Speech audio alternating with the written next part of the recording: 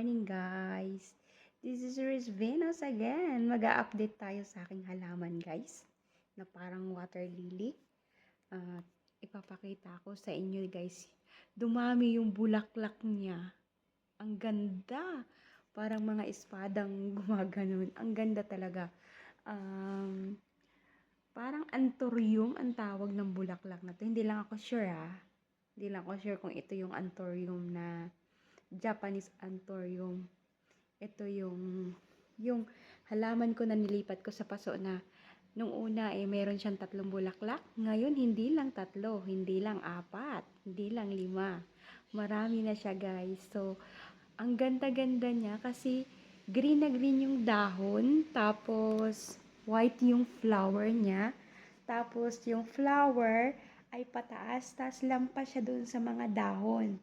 So, mas kitang-kita yung bulaklak kaysa doon sa mga dahon kasi siya yung tumataas siya eh. Tapos, ang ganda niya talaga guys. Tinalo yung malaki kong anthurium. Pero itong maliit ay ang ganda talaga. Hindi man malalaki yung bulaklak niya dahil nakabase din naman doon sa puno niya dahil hindi naman malaki yung puno.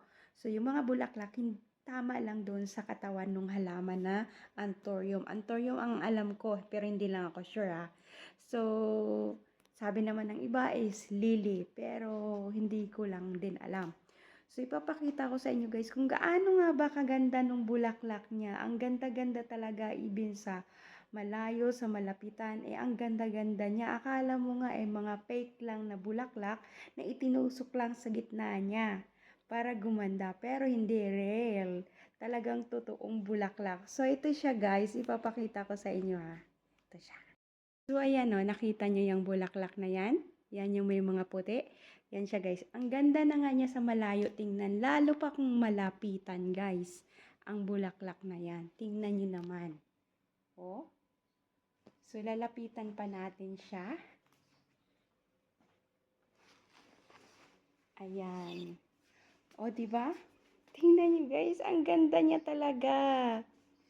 Ang ganda. Diba? Umaibabaw yung mga bulaklak. O. Ang ganda niya. Araw-araw kung nakikita ganyan, may pabuka na naman siya. O, ito yung bago. Ay, sorry na nasagi ko. Ito yun yung hindi pa bumubuka guys. Ito. Hindi pa bumubuka. At may bagong uusbong na naman. Ayan siya Ayan. Diba? Padami ng padami yung bulaklak niya.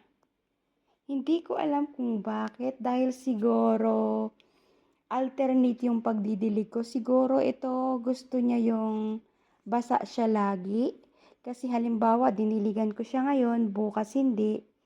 Tapos after na naman kinabukasan, diligan ko na naman siya. Pero hindi marami, tamang-tama lang na mabasa lang yung soil. Hindi maraming tubig. Yung mababasa lang siya. So, ang ganda-ganda niya talaga tingnan guys. Kasi parang pinagtutusok-tusok lang yung bulaklak niya dyan. No, parang decoration. Pero hindi, totoo siya. O, diba ang ganda-ganda niya?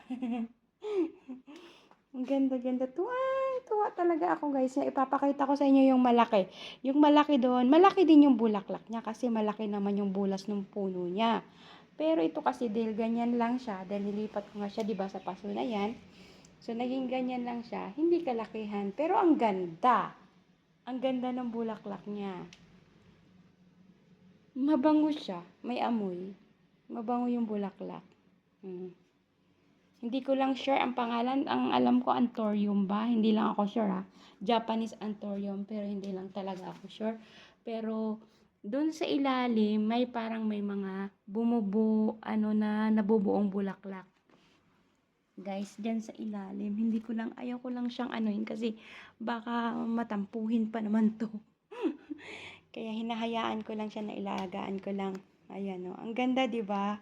So ipapakita ko rin sa inyo yung malaki. Mayroon na rin siyang bulaklak at doon naman yun sa kabila sa may dining table. Ito kasi siya dito to sa living room. So yung kabilang malaki is nasa dining room. So ipapakita ko sa inyo guys. Din yun kung ang So ilan ang bulaklak nito? 2 4 6 7 8 9. So, pang 9 yung hindi pa bumubuka. Ayan, pang 9 yun siya guys, yung hindi pa bumubuka, pang 9. So, marami pa yan sa ilalim at tuwang-tuwa talaga ako at maraming nagagandahan. Pag may bumuntan ditong bisita, how? Sabi nila, wow! Sabi, nagtatanong sila, paano inalagaan, anong ginawa, anong abuno. Wala po yung abuno. Hindi ko po yan inaabunuhan yung halaman na yan. Ang halaman dito sa lab, wala pong abuno. Kung hindi yung lupa lang, alaga lang sa dilig. Tapos guys, yung dahon niya, once a month ko po yan pinupunasan para hindi alikabok. Para maganda, para fresh siya tingnan. Tulad din po nun. Yung namumulaklak din po yun. Napakita ko na po yan sa nakaraang vlog ko. Namumulaklak siya ng parang mais. Hindi pa siguro ngayon tagbulaklak niya, kaya hindi pa siya namumulaklak. Tapos, ito nga siya ngayon. So, ipapakita ko sa inyo guys, yung malaki niyan ha. So, ito siya. So, ito yung bulaklak. Ito yung malaking anthurium. Anthurium ang tawag ko talaga. Hindi lang ako talaga sure ha. So, correct me if I'm wrong. Ayan siya yung bulaklak niyan. So, pero mayroon pa siyang bulaklak guys na pausbong na. At parang sa tingin ko ay malaki naman siya dahil malaki tong ano nito eh. Asa na nga ba yun? Dito siya at si Pip oh. Si Pip, alaga natin. So, ito siya guys. Pip, huwag kang manuka dyan sa puwet ko ha. Yun. May maliit siya doon na ano. Ito, maliit siya o na bulaklak. Maliit. Pero may malaki yan na uusbong guys. Bulaklak siya. At hindi ko na makita. Sana nga ba yun?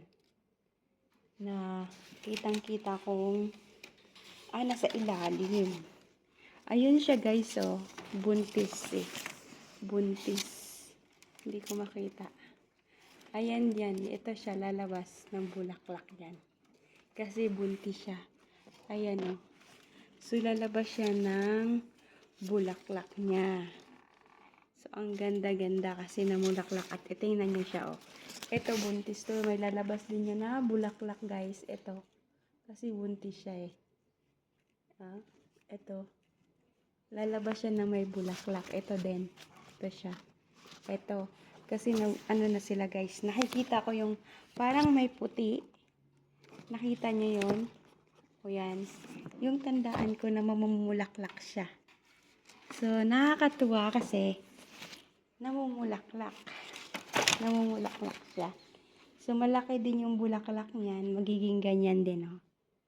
Yung isa doon hindi. Bansot. Kasi maliit yung bulas niya. Yan o.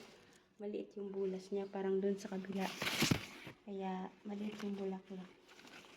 So, ayan na nga guys, naipakita ko na naman sa inyo. Natutuwa ako kasi namumulaklak yung mga inalagaan kong bulaklak dito sa loob ng bahay. Hi, Pip!